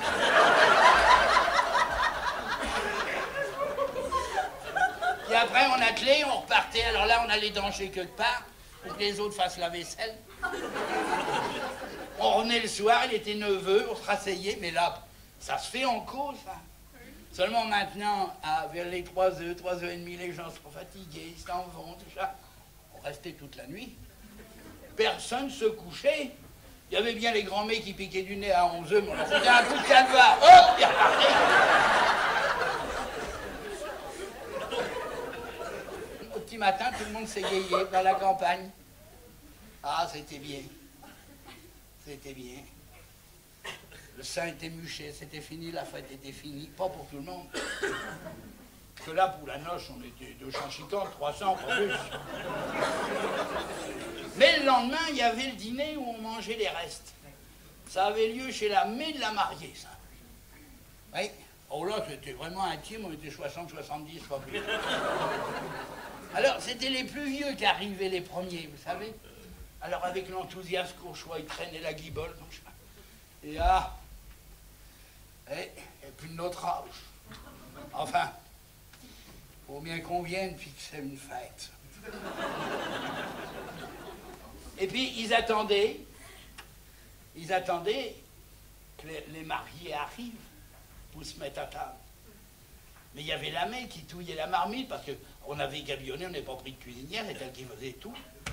À touiller sa marmite dans l'âge. Puis de temps en temps, inquiète, elle était dans le carreau. On voyait bien, elle attendait le retour de sa fille. Puis tout d'un coup, on a entendu... Oh! C'est le marié, puis la mariée qui arrivait en carriole. Le gars est descendu d'un côté, la fille de l'autre. Avant, il l'aidait, mais maintenant qu'il était marié, il n'était plus nécessaire. Alors, ils sont rentrés, ils se boujoutaient, parce qu'on se boujoute beaucoup, on est amitieux chez nous. Ah bah, t'es bien, ta bonne main, on va y être content, pas ma petite fille, boujoue bien, boujoue bien. Et la fille arrive à sa mère. La mère est émue. Elle prend sa fille à la serre, pas danger qu'elle se fasse mal, hein. À la serre, on chasse le poitrail. Elle dit, ma petite fille, alors, es-tu contente? Ça s'est bien passé, tout ça? Ah oui, maman était bien, puis mon oncle a chanté, tout ça, c'était vraiment bien. Non, mais pas ça, ma petite fille. Pas ça, c'est pas ça. Il dit ça à ta mère. Puis comme avec que les gens étaient comme vous, avec des yeux un peu troublés, hop, elle entraîne sa fille dans la cambrette. La cambrette, c'était la petite pièce qui était derrière la salle de séjour, où il y avait les terrines, où le lait reposait, et le soir, on écrémait. Alors, dans cette odeur rigolette, elle traîne sa fille du bout du pied, elle pousse la porte. Et puis ma petite fille dit, Chata, mais comment ça s'est passé? Mais tu sais bien, mais non, mais pas ça. Mais après, quand elle était avec lui, ils ont dit, mais chat, à la chambre. Ben oui, ma petite fille, mais c'est comme ça qu'il faut. Ben. Dis ça, mais. Ben, quand on est arrivé, il était 2h30. Oui, c'est bien qu'il était 2h30. Puis on avait beaucoup manqué, tu sais. Oh là là là là, j'étais fatigué. Moi, dis une chose. Je me suis déshabillé, j'ai passé ma chemise, j'ai mis mon bonnet, je me suis glissé dans le lit, j'ai dormi tout de suite. Et puis la chose, elle dit que chose, maman. Alors on veille ce mec qui change de couleur, qui ouvre la porte, qui rentre dans la salle où est tout le monde, et qui hurle, est une honte, j'ai donné ma fille à un protarien, est une honte. Il y a au fond de la salle le P du gars qui arrive, c'était l'armoire normande. Le ventre un peu plus fort que le mien. Qui dit, mais, qui c'est que vous avez la main à vous mettre dans un état pareil? C'est-il point une honte, un jour de fête? Elle dit, allez demander à votre gars comment il s'est conduit avec ma fille. Vous dites, mais j'ai plus que mes yeux pour pleurer. Allez demander à votre gars. Le père était armoire. Le fils était plutôt pendule. Avait les noyaux rabattus. Alors le père s'approche, il dit, alors mon gars, tu es content? Oh, oui, papa, t'es bien. Puis le menon qui a chanté, puis là, oh, monsieur le curé qui dit, il a bien dit le matin, oui, mais bon chat. C'est bon chat, mon gars. Je suis tombé, puis j'entends des choses qui me font pas plaisir. Il me dit, comment ça s'est passé, que la petite? Ben, bien, non, mais, non, dis mes chats, bien. Ben, elle a été fatiguée, elle s'est couchée, elle a dormi, mais, on dit, mais avec ce que j'avais bu, enfermé toute la journée, puis fumé, oh là là, ça n'a pas été long. Oh, monsieur Guy s'est enlevé, elle a dormi tout de suite, oui. Oh là là, et puis jusqu'au matin. Il dit, et puis la chose. Il dit, que chose, papa? Des choses qu'on sait puis qu'on n'apprend pas, pas bon. Alors le pauvre P qui est gêné, il sent bien que son gars ne comprend pas. Alors il essaye d'expliquer, il se brêle les pattes, il n'y arrive pas. Et à bout d'argument, à la fin, il prend son petit gars comme chape à les épaules, puis il dit, mon petit gars, guette-moi. Oui, papa. Tu m'aimes bien? Oh oui, papa, je t'aime bien. Je suis ton père. Oh, ça oui, papa. Écoute-moi bien. Je t'écoute. Écoute-moi bien. Mais pitamé, qui qu'on fait? Le gars réfléchit un moment, il a les noix qui se redressent, il rougit. Et tout d'un coup, il éclate, puis il dit, papa, je pouvais quand même pas y foutre sur la gueule dès le premier soir.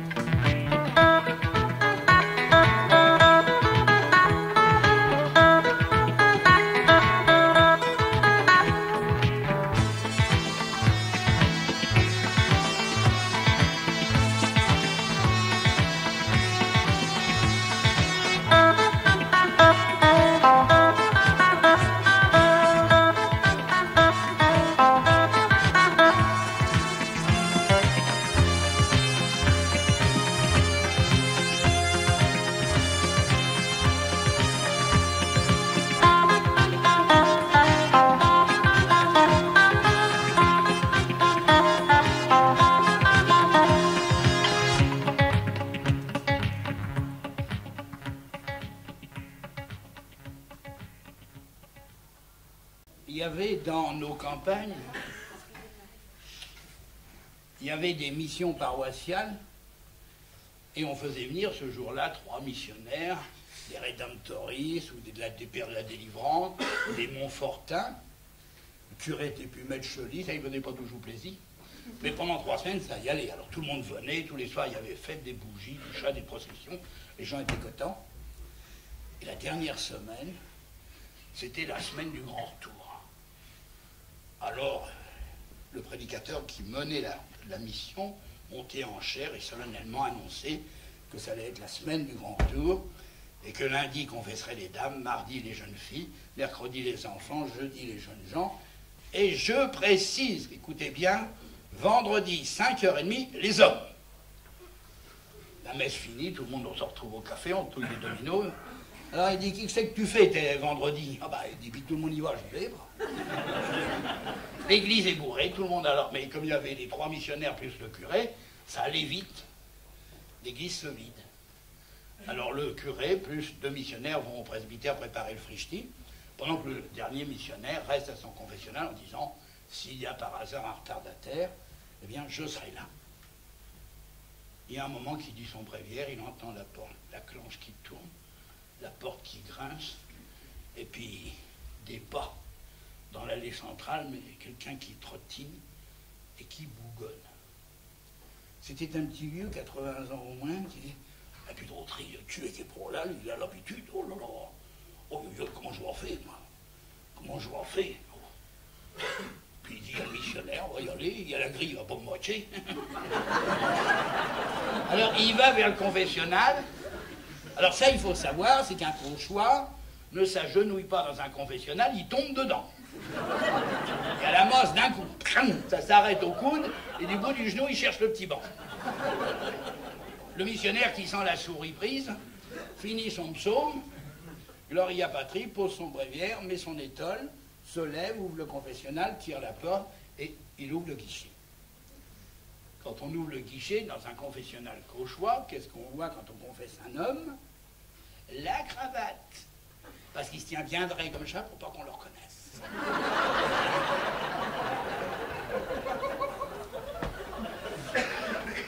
Alors le missionnaire donne la bénédiction de départ, et puis après il y avait des prières à dire. Le bonhomme, il se rappelait plus, le temps du catéchisme, c'était loin, tout ça. Puis le curé n'exigeait pas ça, il disait, dites vos fautes, puis ça va. Le curé faisait des prix de gros, lui, voyez-vous. Alors, là, le missionnaire, il voulait du détail, hein, puis... Alors, il a prié, il n'avait pas, mais il dit, puis qu'il en veut, on va y en mettre. Alors, il fait un cocktail de Notre Père, je vous salue Marie, dans lequel surnageait un peu de mea culpa, comme les yeux dans le bouillon, et puis il finit par un emmène sérieux. Le missionnaire apprécie pas. Il dit, dites vos fautes. Alors là, vous allez voir la vraie confession cauchoise, ça donne à peu près ça. Une fois ou deux, rarement, parce qu'ils ne savent pas dire, mais ils savent compter. Alors le missionnaire dit, écoutez mon cher ami, c'est une confession, c'est pas le guignol ici. Alors vous vous confessez sérieusement, vous partez.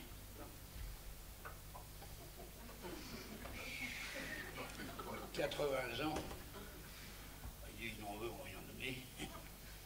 J'ai désobéi à mes parents.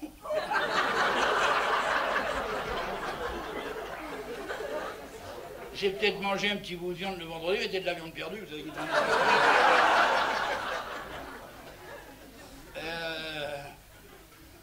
J'ai pas écouté le sermon, mais je suis tellement dû de la fois que j'entends rien. Le missionnaire dit, écoutez mon cher ami, je m'excuse. Il s'agit d'une confession, il ne s'agit pas de rire, il s'agit de faire quelque chose sérieusement. Ou vous partez, ou vous vous confessez. Il n'a jamais été dans une telle situation, alors du fond de l'abîme où il se sentait, il essaye de faire monter sa faute jusqu'au prédicateur. Il dit, qu'est-ce que vous dites? Il est capé.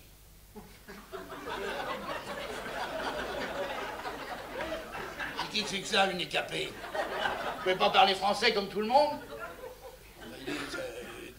Près de train, puis il avait été à Rouen, il y avait une petite dame, on paye, et puis... Mais vous avez trompé votre femme, il lui passe un savon de première classe. Le pauvre type est tellement ému, il fait même plus de signe de croix, il fait juste un gratte-nombril comme ça. Il sort du confessionnal au radar, il sort dehors, il respire. Mais l'habitude est toujours là, les gens... Même s'il n'y pense pas, elle conduise tout seul au café, où sont les autres. Alors il arrive à la porte du café, il l'ouvre, mais brutalement, perf. Si bien que tous les gars qui étaient en train de touiller, ils lèvent la tête. Ils veillent dans la lumière de la porte. Oh, il y en a un qui dit, mais dis donc, c'est que t'en fais une tête. Et on voit ce petit vieux de 80 ans qui sort drèche. Et qui dit, ce que j'ai, ben, je vais vous le dire, ce que j'ai. Je trompe ma femme, mais ça regarde personne.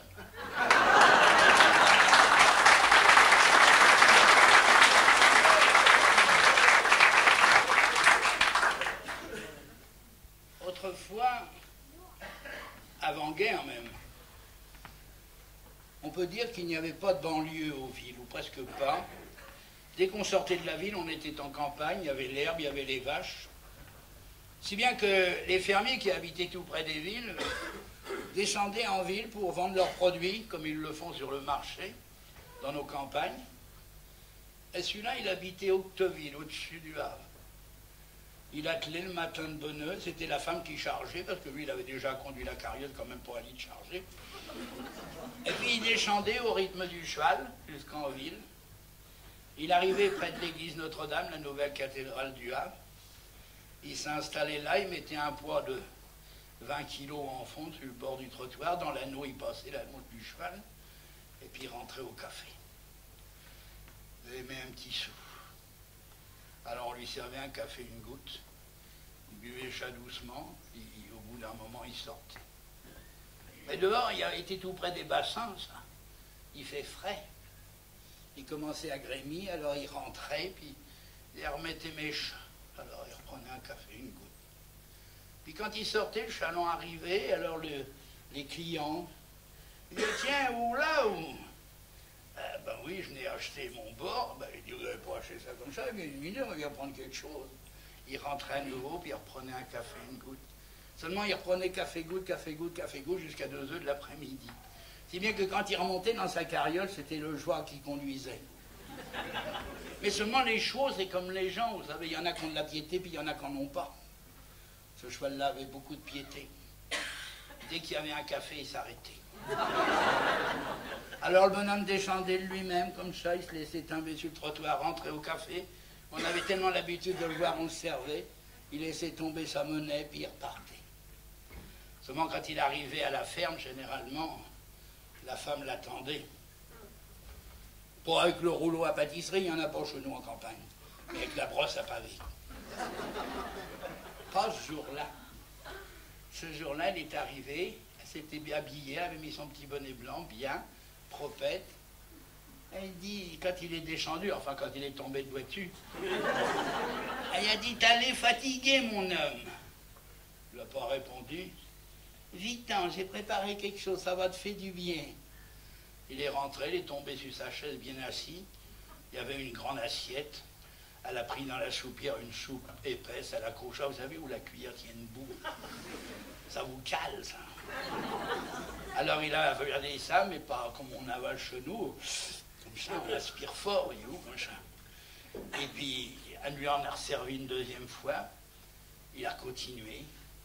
Puis il a dit, tu vas, je ne sais pas, mais je me sens un petit peu fatigué, je vais me coucher. Bah, continue, mon père. Alors il est allé se coucher, il faut vous dire que le lit était dans la même pièce, à cause de la chaleur de la cheminée. C'était un lit très haut, comme on avait autrefois. Alors la bonne femme s'est déshabillée, a mis son petit bonnet, s'est glissé. Et lui, il a continué de moitié tout seul. Au bout d'un moment, comme ça traînait, il dit, qu'est-ce que c'est que tu fais? Tu viens pas? Pas répondu. À la fin, après avoir bien mangé, il s'est levé quand même, il a pris la casserole, il a chauffé un dernier coup de café, puis il a repris une dernière goutte, et il s'est décidé à s'approcher du lit. Alors il s'est déshabillé, et puis le lit était haut, comme je vous ai dit, alors là il s'est élancé.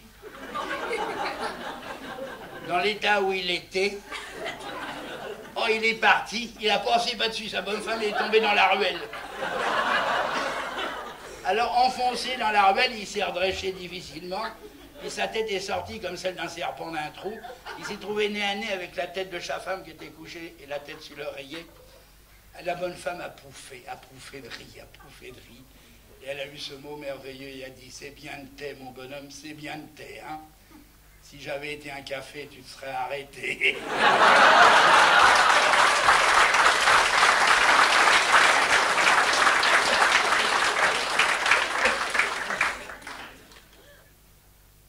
Un jour, le maire de Watteau vient me voir.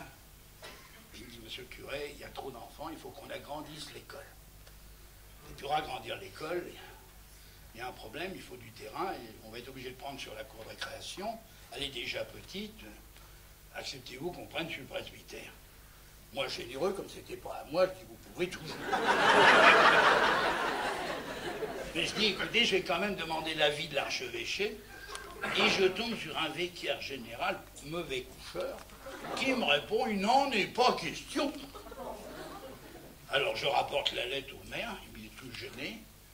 Il me dit, mais qu'est-ce qu'on va faire? J'ai dit, si vous êtes des chrétiens, vous allez prier. Et bien ils ont dû prier, 6 semaines après, le vicaire général était mort.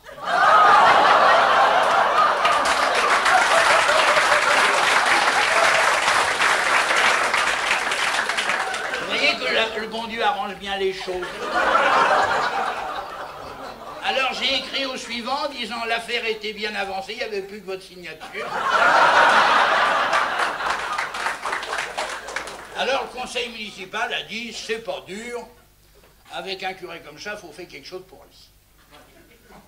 Il faut vous dire, c'est délicat à dire devant tout le monde ça, mais pour les choses, j'étais obligé d'aller au fond du jardin dans une vieille guérite allemande. Alors quand il faisait beau, ça allait, quand il pleuvait, ça allait, puis quand j'étais là, ça fallait courir. Alors ils ont dit, on va y faire une fosse septique. Vous voyez, il y avait un peu d'anticléricalisme là-dedans. Ils ont voulu qu'elle soit même sceptique. Et alors, ils l'ont mis dans l'école, mais tourné vers le presbytère. Vous voyez, en enclave, comme ça dedans. L'architecte, il fait le dessin. Sur le siège, il écrit « Monsieur le curé ». Quand c'est arrivé à la préfecture à Rouen, à l'éducation nationale, ils ont fait une jaunisse. Jamais on a vu un curé siéger dans l'école laïque. Refusé. Conseil municipal a dit, si c'est ça, eh ben nous on démissionne. Le préfet a dit, bon, on envoie ça à Paris, ils vont décider. C'est allé là-bas jusqu'à l'éducation nationale à Paris, là, ils savent étudier ces trucs-là. Ils ont le temps. Vous savez ce qu'ils ont dit? Eh bien, ils payaient les 3 murs et la porte, mais pas le siège. Il a fallu voter une subvention, sans ça, dans quel état je serais?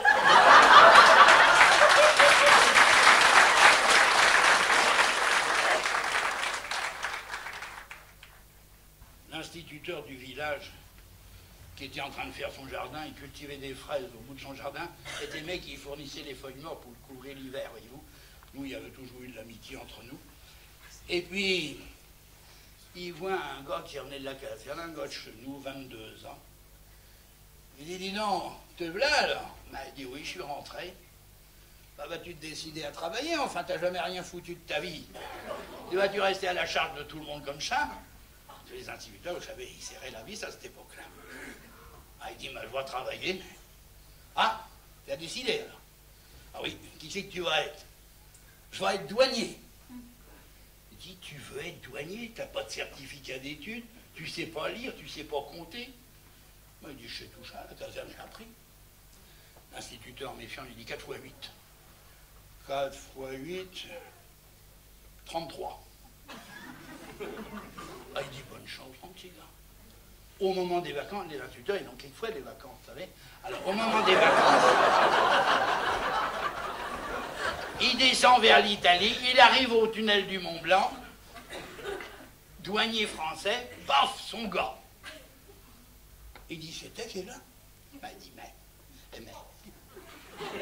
t'es douanier? Ah, il dit, oui, j'ai été reçu à l'examen. Tu as été reçu à l'examen? Mais même vous dit une chose, j'ai été reçu à cause de vous. Et comment à cause de moi? Vous savez la question, 4 x 8? Ils me l'ont posée. Ah! Qu'est-ce que tu as répondu? Bah, 33. Puis t'as été reçu? Bah, il dit, et tes mecs étaient tombés le plus près.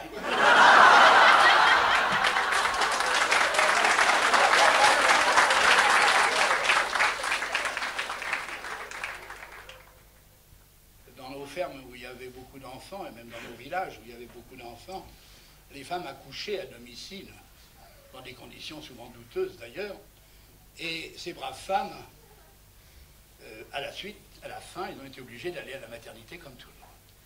Et cette femme qui a eu 7 enfants, pour son 7e, est à la maternité. Alors le bonhomme y va, mais vous savez, les hommes à la maternité, ils ont toujours les fautifs. Ils frottent les murs comme ça, ils rentrent, ça va. Ils ne sont pas à leur aise. Alors il rentre, puis il y a sa femme qui est assise, là, bien assise, bien droite, bien carrée dans son oreiller. Ça. Elle dit, ça va-t-il? Ah, mais ça va, c'est toujours pareil. Quand est-ce que tu rentres? Bah, dans 9 jours, c'est le règlement. Bah. Alors il s'assoit, et il dit, va vers le petit. Il va vers le petit, c'était un petit rouquin. Mais tous les enfants qu'il avait eu jusque-là avaient eu les cheveux noirs. Alors il fait une drôle de tête, il va s'asseoir, mais il dit rien. Elle dit, mais je vais bien, t'es pas content? Mais j'ai rien dit. Elle te dit qu'il était. Elle te dit qu'il était, mais même qu'il n'est pas de main, on l'élevera, puis tout, pour la peine de faire l'histoire. Et puis il se retire, les années passent, ils ont élevé l'enfant, puis il arrive au moment de mourir, alors le bonhomme est là sur son lit de mort, et puis il y a sa femme qui est à côté, elle dit, mon pauvre père, on va se quitter, tout ça. Elle dit, oui, mais tu vas te dire une chose, ma petite, mais serais heureux si tu me disais la vérité pour le petit requin. Oh, mais tu vas pas parler de ça à un moment pareil, on va pas se disputer à un moment pareil. Je te jure qu'il était, je te jure qu'il était. Et le bonhomme insiste, il insiste tellement qu'à la fin, elle éclate, elle dit, il était, c'est même le seul.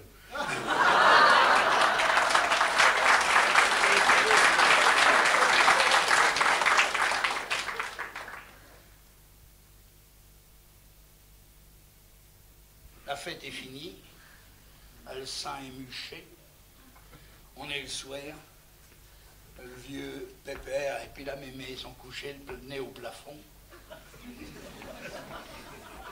Et puis, la mémé dit, c'était bien, hein? Ah bah ça, oui, c'était bien, une belle fête, ça, bien. Puis les petits-enfants, tout ça, ça fait drôle, pas les petits-enfants, les arrière-petits-enfants, ça vous émeuve. Bah oui, puis ils tiennent bien. Ça, ils tiennent leur gorge, ça, c'est bien, ça, on les a élevés comme ça, c'est bien, ça, c'est bien. Oui. Oui. Ça rappelle des souvenirs, tout ça. Tu te rappelles, il y a 50 ans? Oui, il pleuvait. Oui.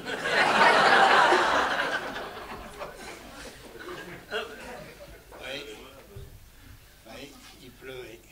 Non, mais pas ça, tu te rappelles pas, quand on a été couché le soir, qui c'est que t'as fait, qui m'avait fait tant plaisir? On m'a dit ça, je m'en rappelle plus. Je cherche un petit peu, voyons. Ça m'avait fait plaisir, je te l'avais dit. Je m'en rappelle plus. Il y a du temps pour penser, là. Il y a eu de l'eau sous les ponts. Dis, tu m'avais maquillonné l'oreille. Bah, il dit, est possible, est possible. Est possible, il y a des choses qui se font, enfantillage, ça ressemble à rien. On peut être bête à ce moment-là. Dis, ça me ferait plaisir si tu leur faisais. Non, mais dis donc, t'es pas folle. Si les éléphants avaient ça, le tuer et puis tout le reste, là, tu verrais pas l'histoire dans le village. Je t'aurais maquillonné l'oreille à la cucheta, non, mais t'es pas le non. Ah, dis merci, te demande ça gentiment, mais parce que c'était un souvenir qui m'était resté, puis ça m'aurait fait plaisir, puis tu veux. Hein. Puis elle se met à pleurer, mais elle dit, tu vas pas faire des immigrés pour si peu, tu vas pas pleurer bouchard, oui, non, ça ressemble à rien. Puis le bonhomme, il commence à sentir que sa femme est émue, puis elle est triste, puis au fond, il l'aime bien, sa bourgeoise. Alors tout d'un coup, il lui tape sur les fesses, puis il dit, allez, là, mais va, déjuté, va tracher le dentier.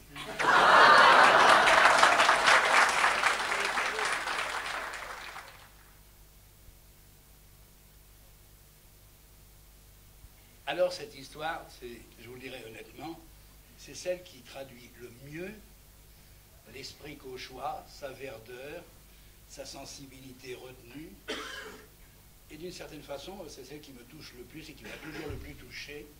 Je suis sûr que vous ne serez pas étonné, elle vous fera sourire certainement, mais vous direz vraiment, c'est ça notre pays. C'est le matin dans le village, il y a le café, et les trois petits vieux, tous les matins, viennent touiller les dominos. Ils viennent s'asseoir pour évoquer des souvenirs perdus, effacés. Ils viennent s'asseoir pas pour parler, mais pour être ensemble. Ils sont heureux d'être ensemble. Ils n'ont rien à se dire parce qu'ils savent tout ce qu'ils ont à se dire. Alors ils sont là assis, ils touillent les dominos, ils retournent ceux qui ont le ventre en l'air, ils touillent, puis ils prennent leurs 6 dominos comme ça, comme le cauchois sait le faire, dans la main avec le pouce bien dressé. Et puis dans l'autre main, il tient le 7e, celui qui va jouer, puis il tapote sur la table avec.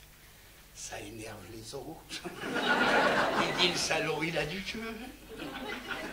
Et puis ils sont comme ça, puis lui, il est comme ça, mais le dos à la fenêtre, puis il a sa main, il l'approche, il l'éloigne, puis il dit, mais, je sais pas ce que j'ai la nuit, mais on va vous dire, je veille plus, mais je me vieillis.